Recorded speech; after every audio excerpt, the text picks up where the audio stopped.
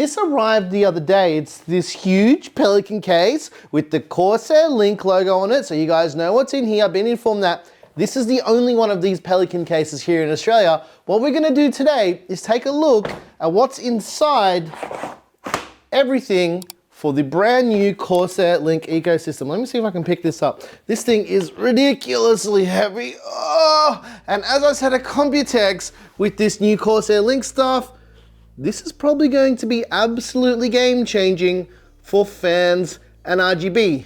So come with me as we together take a look at everything that Corsair's got to offer for this new ecosystem. Let's do a thing. I don't know what kind of thing, but let's do a thing.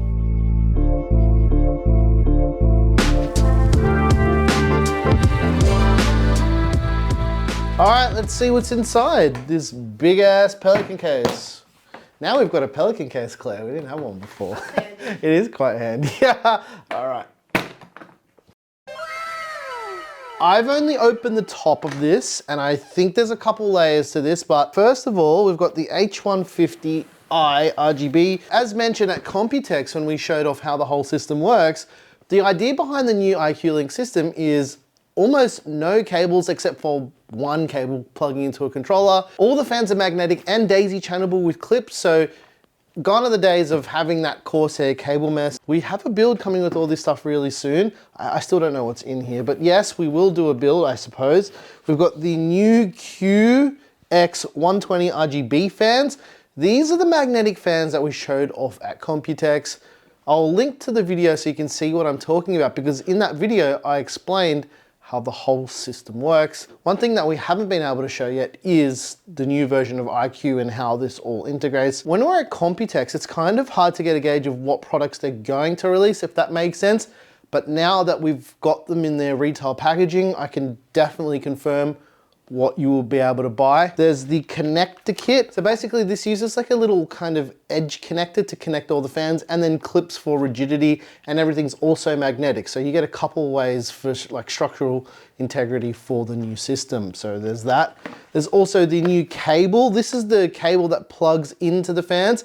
This is a straight to right angle. So let's say you wanted to get around a fan or like some component that can be hard to plug into. This will allow you to plug it in any way you want, as long as it's 90 degrees. It smells kind of good. Have a sniff. That's not how YouTube works. You can't smell it. We've got the iCUE Link hub. This is the little black box that makes everything work with the system. Those little new connectors plug into these little hubs. There's also this iCUE Link cable kit. This has got a bunch of the new connectors in the straight configuration, so the no 90-degree connectors here, and one more QX120, and I suppose Corsair sent this so I could do a build in a case. Probably the 5000D, right? This looks like enough stuff for a 5000D. The only problem is, Claire, you want to tell them what happened to the 5000D? You smashed it. I smashed the side panel. You got angry and was like, no. I hate side panels. Glass sucks. Smash this. I'm going to make a mess in the house. And I did. Actually, no, I didn't. No, it was an accident. No, but I didn't make a mess because... No, it didn't, because I still left the plastic on. There was no peel corp, and the plastic held it all together. This right here is a set of 3 of the Corsair QX120 RGB fans. This is most likely going to be your first experience with this iCUE Link system, that or a cooler, just depending on which one you purchase. But yeah, mainly if you're adding fancy system, this is what it will look like. It's got handy new packaging, which you can just lift the cover away and just, you know, everything's right there and ready to go. As you can see, the fan frame is pre-assembled, so you don't need to connect it together at all. It's already done. We can just pull this apart quickly just to give you a bit of a look, and it's magnetically attached. You can see that there's the blank connector to help for structural rigidity and that edge connector. Let's just put this back together quickly. There's also connectors on the edge of the fan as well for that blanking connector, and for the edge connector as well for that structural rigidity. First up, we've got the control box, or this is the iCUE Link control, and This is required for installation. Is it magnetic? Looks like it is. So yeah, I was right about saying it was magnetic. There's all of the cables and everything you need to get started. First of all, we've got the power cable. This is a 6-pin PCIe power cable. Doesn't use any SATA power, and from memory, I think it's like 178 watts of power delivery. There's a bunch of screws and everything you need to get going. There's also the USB cable that plugs into the controller itself and into your motherboard. You can see each end here. One is the motherboard end, one is the controller end. Lastly is the 7-pin iCUE link cable. This connects the fan frame to the controller itself for lighting and to make the fans spin. Let me show you how this all connects up just really quickly because it's very straightforward. First of all, we've got the fan frame here. And if we take a look at the fan frame itself, as mentioned, the fans can be separated and it is magnetic. We've got the 7-pin edge connector here, which can be removed depending on which order you put your fans in. This is the little edge connector block here, the 7-pin connector. This can be installed any way. It's a reversible connector, kind of like USB-C if you wanted to think about it like that. And that goes in that side. And this is that blanking connector for the structural rigidity to help everything so it doesn't fall apart. First thing I'm going to do is grab the iCUE link cable. And this, again, like the edge connector, is reversible and can be plugged in either way. And if we look on the edge of the fan, you can see there's a connector for the iCUE link cable. And it's just as easy as pushing it in firmly, not too hard, and away we go. Next up, we're going to get the iCUE link controller, and we're going to plug that into an available port. There's 2 ports in total for up to 14 devices. And plug that in and we're good to go. Next up, we're going to plug in the USB. Now, the USB cable plugs into the controller itself and into your motherboard. I'm just going to show you how this works really quickly. This cable only plugs in one way on each side of the cable. So first of all, we'll plug in the controller side into the USB port there. And then the other side will plug into your motherboard. And it plugs into a USB 2.0 header on your motherboard. Next up, we've got the PCIe power cable. This plugs in one way as well. And all you'll need to do is plug this end here into the controller itself. It only plugs in one way and clips in, and you shouldn't be able to pull out.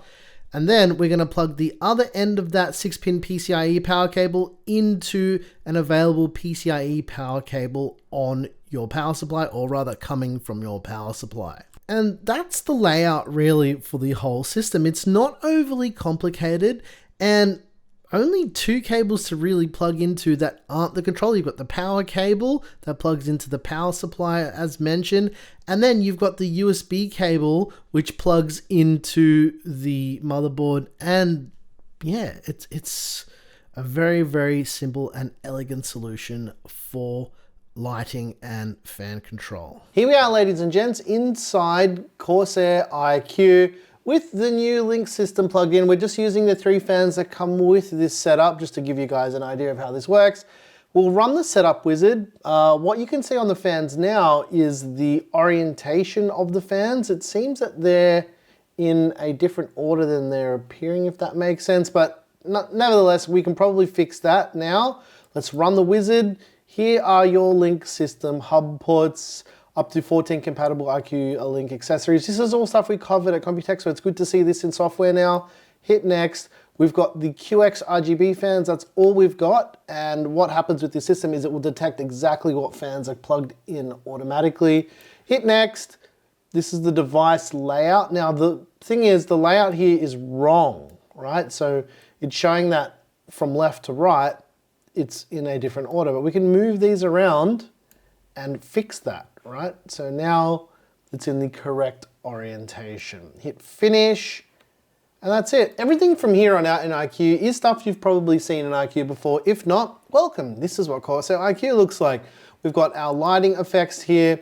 The way this works is you can assign different lighting layers. Let's delete the standard layer, and we can do this from scratch. So let's add a new layer. As you can see, these are all pretty standard RGB effects. Watercolor spectrum is the default one that you'd usually see. Click arc, doing all of the cool lighting effects. Standard color shift. So, I mean, what we're seeing here isn't stuff that we've never seen before. One thing that we noticed at Computex is they didn't show us any software or how this actually worked, but it looks like they got it all working, which is nice. Actually, the spiral rainbow looks kind of cool. Like, I don't hate that at all. Anyway, let's go into some other things. This is the effect I'm talking about called time warp, right? And what we can do here is we can, hopefully the camera can capture this. It probably won't be able to capture this well, but there is an effect here that makes the blades look like they're not spinning at all. And I think it's just very, very cool. We can get it to move. I mean, it's probably not showing up well. The Blackmagic, the other camera we got, captures this perfectly, but you know, I thought we'd use this other camera. But look, it's very, very cool. And when we shoot B-roll, we use the other camera, so we shouldn't have a problem with this at all when we're making videos of this. But this looks so cool with the static effect. Yeah. There you go, Claire. Remember the static effect at Computex? It's all there. Everything's all there and it's all working, but we'll turn that off for now. One thing I thought was interesting that you guys might also find interesting is there's hardware time warp now that allows you to set this when there's no software running on the computer at all. Lastly, we'll take a look at the cooling setup for these. So this allows us to change the fan speed. We can go quiet mode, go balanced, we can go extreme, or we can set up our own fan curves in iCUE as well. So, you know, you can mess around with it. Time warp is affected by the fan RPM as well. I prefer Corsair iCUE over things like L-Connect because it's a very mature piece of software that's been around for a long time, and everything just appears to work quite well out of the box. You can also mix and match effects too with the time warp effect, and if you don't want a fan to have it. Like all Corsair stuff with Corsair iCUE, the iCUE Link stuff is very, very easy to set up, and this was a bit of a concern that I had after the fact when I spoke to Leo from Kit Guru, because he was telling me that, oh, they didn't show any software at Computex, and it's something I didn't think about until he said that to me after we caught up and had a bit of a chat about the whole iCUE Link system. But it seems as though they got all the software sorted out for whatever reason. I don't know why they didn't show that. Maybe it was like a logistical thing with having PCs and all that stuff set up. But yeah, it is working without any issue whatsoever. But I guess the biggest elephant in the room that we need to address is the pricing for this new iCUE Link stuff, because from what I can see here in Australia, when it's available later on this month, it's going to be quite expensive. So for this QX120 3-pack of fans with the controller and whatnot, we're going to be looking at around 265 Aussie dollars, or whatever that equates to in US dollars. I'll probably put that on the screen right now so you guys can see what that is, but that is a lot of money for 3 fans. The other thing I thought was worth mentioning is the price for the controller is about 99 Aussie dollars as well for that little black box. That's a little bit on the steep side, but we will be building with this iCUE Link stuff really, really soon, because behind us, if you can see, we've got all the other gear. I want to see how everything talks, considering we've got the new cooler as well. So that is something that you should definitely look forward to. So subscribe and turn on notifications to see whenever it is that we do that. And I think it will be relatively soon. And those are my thoughts on the new iCUE Link system that I can surmise from having the stuff here in the studio and not at Computex in like a suite. Anyways, I hope you guys enjoyed this content. If you found it informative, give us a like, subscribe if you found it informative as well. Once again, thank you so very much for watching. I'm your boy Nick with Gear Seekers. You pick, we seek, and one of the disappointments I have with systems like this is always going to be the price, especially because as with everything tech at the moment, it is getting a lot more expensive, but $265 for 3 fans that probably cost them maybe $30 or $40 to make. It's a bit expensive, but they do look very cool. So there is that. I mean, if you really, really want to go full bling, this might be the way to go from now on. The thing is, when you have the Leon Lee fans, they give you an option to plug their fans in with no controller as well. So if there is an option for that in the future, I would like to see that. Just like a 3-pin addressable RGB connector and a PWM fan connector for these fans, like, just give us an option. Otherwise, you're stuck with software, which realistically isn't a huge deal because most people have RGB software installed on their PCs anyways. Thanks for watching.